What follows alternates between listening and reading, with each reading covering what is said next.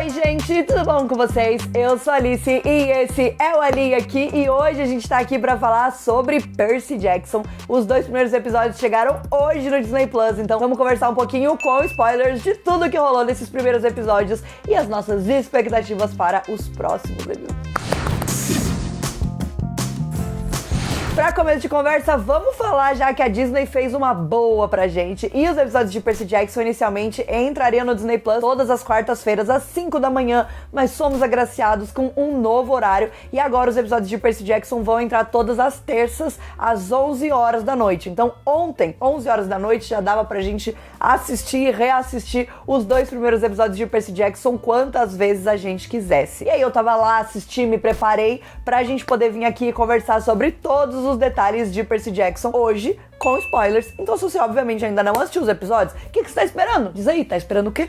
Vai lá assistir. O primeiro episódio, ele é uma super introdução ao universo de Percy Jackson, mas eu acho que principalmente focado no Percy como nosso protagonista. Afinal de contas, é nesse episódio que a gente vai conhecer a história dele, o fato de que ele nunca consegue ficar muito tempo na mesma escola, porque sempre coisas muito estranhas acontecem. Enfim, uma grande parte da mitologia, né, que circula ali, os semideuses, os meio-sangue, faz eles serem pessoas um pouco diferentes. Então eu sinto que nesse primeiro episódio a gente vê muito como o Percy é diferente de todo mundo, ele vê coisas que ninguém nunca vê. E aí a gente vai ter algumas conexões muito importantes ali da vida do Percy. A primeira delas sendo com o Grover, que é o melhor amigo dele, e que depois, né, a gente vai descobrir que tem a ver ali com a história, enfim, com o futuro dele, e a Sally Jackson, que é a mãe dele. Eu acho que essas duas relações, elas são muito importantes, e eu acho que esse primeiro episódio, ele é muito importante exatamente pra formar, né, a base dessas duas relações. Falando especificamente de Sally e Percy, a gente vai ver uma dinâmica ali entre eles, de uma mãe que apoia o filho independente de qualquer coisa, uma mãe que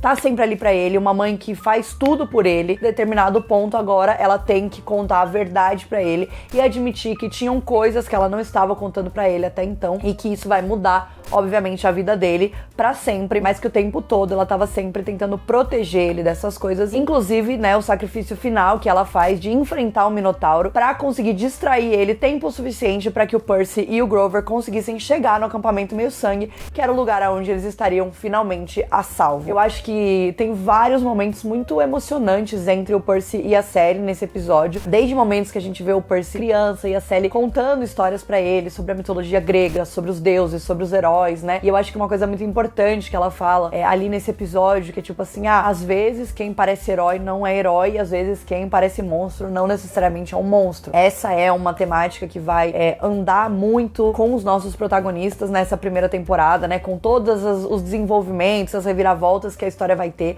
A gente sabe que a gente vai conhecer a natureza verdadeira de vários personagens que vão aparecendo, né, com o passar da temporada. Então eu acho que esse primeiro episódio, ele também tem essa narrativa muito grande, conectada com quase um foreshadowing de coisas que a gente sabe que vai acontecer. Obviamente, se você lê os livros, você já tá preparado, né, pra ver esse tipo de coisa. Mas se você não leu, eu acho que é legal ver essas nuances e esses pequenos comentários, porque afinal de contas, a história de Percy Jackson, ela tem tudo a ver com a mitologia e com os deuses e tudo mais, mas eu acho que o Rick Riordan, ele faz uma coisa muito interessante de tentar também mudar alguns preconceitos que a gente tem em relação a certos personagens, em relação a certas coisas que acontecem, né? E aí, inclusive, a gente vai ter um pouco mais disso ali no segundo episódio, quando a gente começar a conhecer principalmente os filhos de certos deuses e as atitudes desses certos filhos, né? Então, eu acho que esse é um momento muito legal entre a Sally e o Percy, né? A gente tem também um momento onde ela...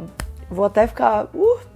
Vamos sem chorar de repente. Eu acho que é muito emocionante esse momento que a gente tem, que ela tá conversando com ele e que ela fala pra ele que ele tem que ser muito forte, né, pro que vai acontecer, que ele é uma pessoa muito especial, né, ele é um garoto muito especial, e que, enfim, e que ela acredita que ele vai conseguir seguir em frente mesmo, que eles tenham que fazer isso separados. É um momento muito doloroso ali pra ele. É um ponto-chave, é um momento de virada muito importante pro Percy como personagem. E é muito louco pensar que ele só tem 12 anos. E eu acho que isso também acaba refletindo muito em quem o Percy é. E eu acho que esse primeiro episódio, ele é muito, muito forte em mostrar quem o Percy é. Ao mesmo tempo que a gente vê um garoto que sofre bullying na escola, ele também é aquela pessoa que claramente não vai levar desaforo pra casa. Mesmo que na maior parte do tempo ele abaixe a cabeça e aceite o que tá rolando ali, né, com os bullies dele e tudo mais, ele é uma pessoa que vai acabar, né, batendo no peito e falando, não, peraí, também não vou aceitar isso, né. E aí a gente vê o que acontece com a Nancy ali, né, no match. Então quando ele tá ali na excursão da escola, mas também dele sempre tendo esse lado meio afrontoso, que eu acho que é uma característica muito importante do Percy como personagem e que a gente vai construindo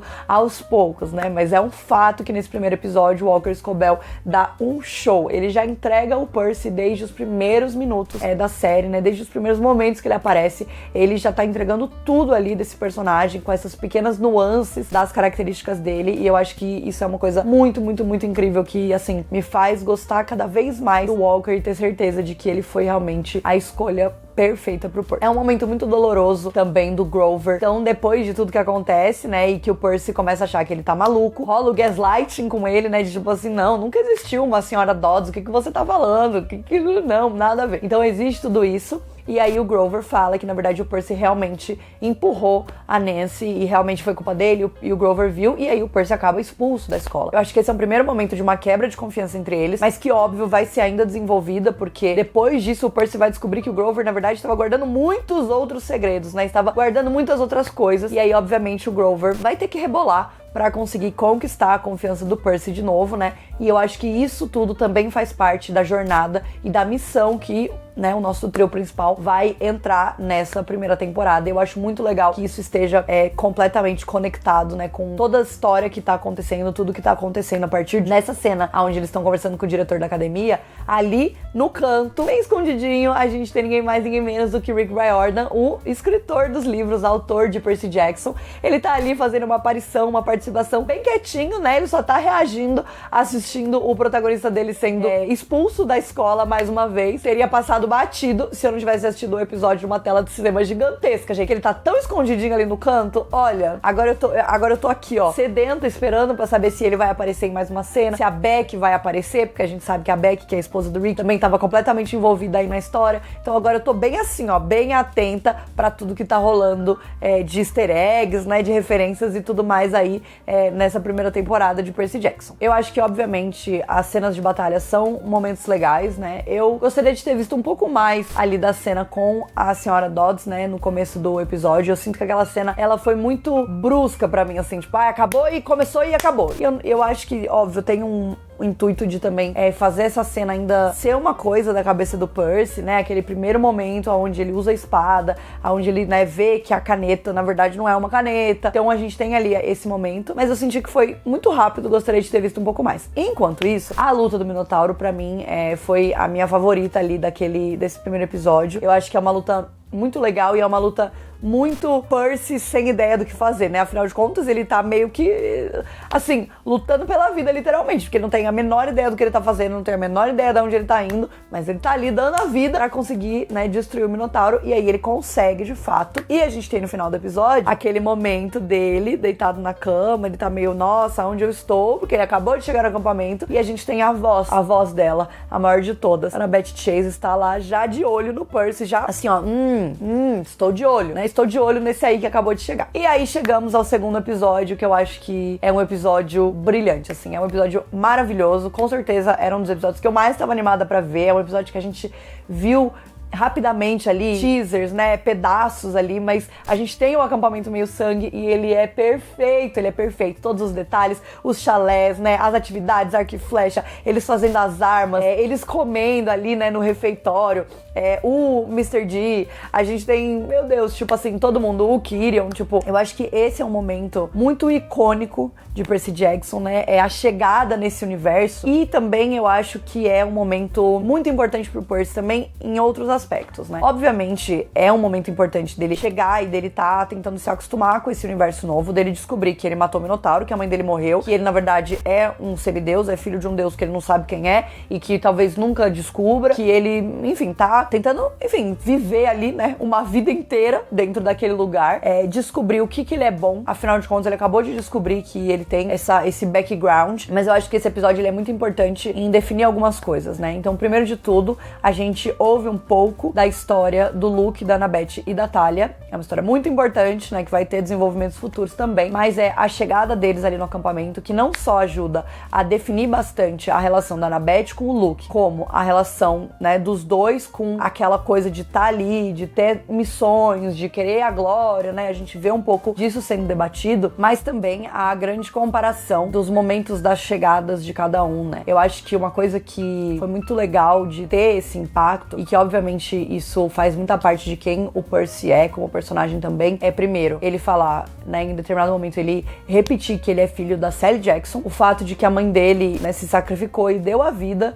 para ele poder chegar ali, né, no acampamento são e salvo, enquanto no caso da Annabeth a gente sabe que a vida dela não foi tão assim, né, e a gente vai descobrir que pra maior parte deles, pra maior parte dos outros semideuses, aquilo ali é uma salvação no sentido de eles não têm uma outra família pra contar, né, e o Percy ele é muito sortudo nesse sentido de ter a mãe dele do lado dele, da mãe dele acreditar nele, né, a gente vê muito no primeiro episódio ela falando assim, falaram pra mim que você fez isso, mas eu perguntei o que você disse que não fez e eu acredito no meu filho, né, e a Sally Jackson, ela é muito essa mãe o tempo inteiro, e aí a gente tem uma cena também muito linda no segundo episódio do Percy sacrificando, né, aquilo que ele mais vai ficar triste de perder, que são os M&M's azuis que a mãe dele deu, que foi o último presente que ela deu pra ele, né, a última comida azul que ela deu pra ele, e que também tem todo um simbolismo por trás, pelo Percy ter essa tradição com a mãe dele, né, de comidas azuis e tudo mais, e ele sacrifica pra falar com ela e pra falar que pela primeira vez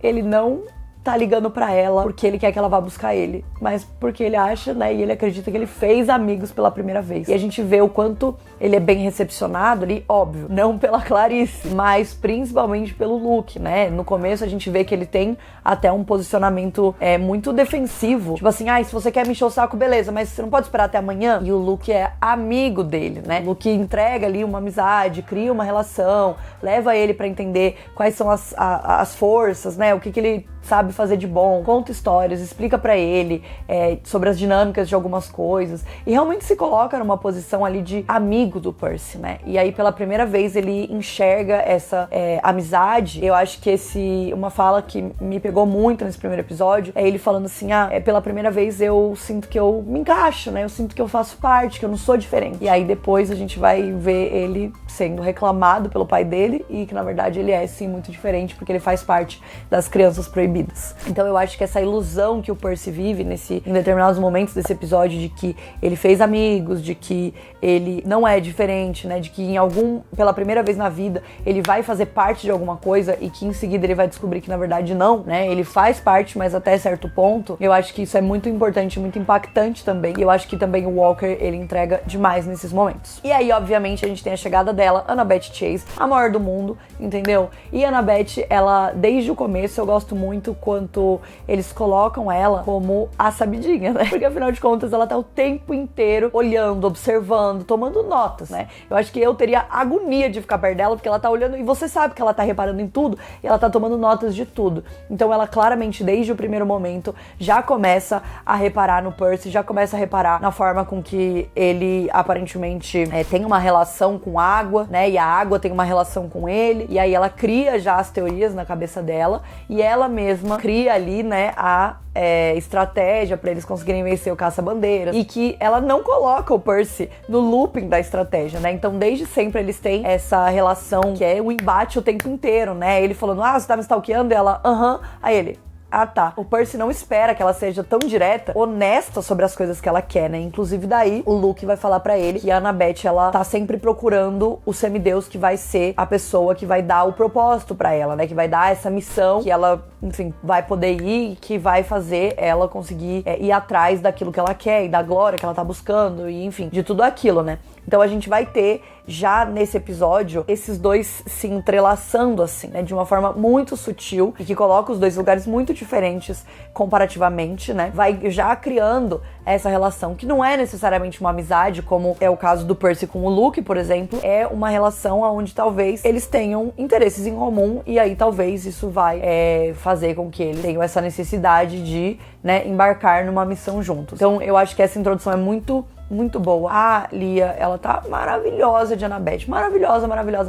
Ela tá simplesmente perfeita. Eu fiquei muito triste quando no primeiro episódio ela não aparece. E no segundo episódio, gente, ela demora muito pra aparecer. Então eu já tava assim, ó, meu Deus do céu, cadê essa menina? Não vão colocar ela pra aparecer? E aí coloca. Obviamente, a gente tem também Clarice, que é a grande arqui-inimiga do Percy nesse momento. A cena de batalha dela com o Percy é muito boa. Tanto a cena do banheiro, que eu acho que é uma das cenas mais icônicas também do primeiro livro, né? Acho que era uma coisa que a gente queria muito ver. Mas a cena de batalha mesmo durante o Caça-Bandeira, que a Clarice, né, e dois outros meio-sangues estão ali, eles vão lutar contra o Percy tá em desvantagem e ele vai lutando pela vida, né, fazendo o que ele consegue fazer. E aí no final ele quebra o arpão, não é um arpão, enfim, ele quebra a arma da Clarice e ela fica muito brava. Então a gente já tem uma antagonista muito direta ali, né, uma pessoa que não gosta dele e que não gosta dele porque ela quer que ele admita que ele é uma fraude, que ele não matou o Minotauro, que não tem como um garoto de 12 anos matar o Minotauro. E aí, a partir do momento em que ele é reclamado pelo pai dele e se torna um filho de Poseidon, a Clarice deve ter enlouquecido ainda mais, né? Porque coloca o Percy num patamar que, obviamente, ali todo mundo tá tentando se destacar, todo mundo tá tentando conseguir a glória, mostrar que, né, tem valor, porque também tem essa relação dos pais, né, dos deuses e das deusas que não ligam pros filhos, que só se importam quando tem realmente alguma coisa que eles precisam. E aí, obviamente, a gente vai ter o Percy entendendo isso bem rapidamente, né, depois que ele é reclamado, e aí, tipo assim, a cena da reclamação dele, da Annabeth empurrando ele na água, ele todo molhado, e aí ele começa a se curar, né, por causa da água, e aí finalmente aparece o tridente de Poseidon em cima dele. Ai, gente, meu Deus! Essa cena é maravilhosa. Maravilhosa essa cena. A gente vai entrar, então, aí nesse momento onde o Percy vai descobrir que ele tem essa missão. Ele não quer ir nessa missão porque ele não tá nem aí. Por que ele ia querer fazer alguma coisa por um pai que é ausente, que nunca quis saber dele e que deixou acontecer o que aconteceu com a mãe dele e nem se importou? Então ele não quer. Só que aí entra o Grover, que o tempo inteiro tava ali também tentando encontrar uma solução pra tudo que tava acontecendo, porque obviamente o Percy não tá dando muita bola pra ele, né, depois ali desses segredos e dessa traição que o Grover fez com ele e tudo mais. E aí o Grover traz a informação de que a mãe dele não está morta, de que Hades sequestrou a mãe dele e levou ela para o Underworld e que agora o Percy talvez tenha um motivo pra ir até onde Hades está, pra resgatar a mãe dele e aí também pegar o raio de Zeus, né, e aproveitar aí esse raio de Zeus pra limpar a barra do Poseidon e, enfim, fazer com que tudo fique bem. Então, obviamente, um pouco contra a vontade, porque ele não quer fazer o que o pai dele quer que ele faça, mas, né, tendo esse outro objetivo, o Percy, então, topa sair nessa missão e topa, enfim, tentar chegar até o Hades e tentar resolver isso, mesmo sem ter ideia de como ele vai fazer e mesmo sem nenhum tipo de treinamento e mesmo assim, tendo só pisado lá e falado, bom, e agora, né? E aí o pobre coitado vai ter que lutar pela vida dele, literalmente. E aí, enfim, a gente vai ter que ver o próximo episódio pra ver o que vai acontecer. Contando os dias, ansiosa, animada, a gente sabe que tem muita coisa pela frente, a gente sabe que ela está chegando, Medusa está quase entre nós e eu tô muito animada, muito animada. E logo menos a gente deve ter também participações de outros deuses, né? Eles vão começar a aparecer também aos poucos. A gente já tem o Dionísio, né? O Senhor D ali. Então eu acho que o episódio e esses dois episódios, eles estão muito bonitos, eles são episódios extremamente introdutórios, mas eu acho que é muito legal ver esse universo tomando forma na nossa frente, né? E, enfim, dando esses pequenos detalhes. Eu acho que é muito legal de ir vendo esses detalhes e de você ir sabendo que tem várias coisas que vão acontecer. Além de tudo isso, Percy Jackson também tem alguns pesadelos muito específicos com uma criatura não identificada até esse momento, né? Que fala coisas com ele, você, né, não quer, você tá revoltado, você não vai fazer o que eles estão te mandando porque você quer buscar aquilo que você mais deseja e aquilo que está perdido. Então tem também esses pequenos momentos aí que vão dando dicas, né, de coisas que estão para vir nos próximos episódios até o final da temporada. E assim, obviamente a gente ainda tem muito chão pela frente, tem muita coisa para acontecer, mas eu acho que são 2 episódios de introdução maravilhosos que já colocam essa série num patamar altíssimo, altíssimo, altíssimo. Mesmo que a gente tenha diferenças, né, com os livros, eu acho que algumas coisas, obviamente, têm que ser adaptadas. Eu acho que uma coisa que é muito interessante que a gente tem ali no primeiro episódio é o padrasto do Percy, né, o Gabe. Ele aparece ali no momento, a gente tem uma dinâmica engraçada, mas assim, claramente incômoda, né, entre ele e o Percy, que o Percy, tipo, nossa, que é? Nada a ver, essa é a casa da minha mãe, você não faz nada, você é um inútil, blá, blá, blá. Então colocam o Gabe como muito mais um perdedor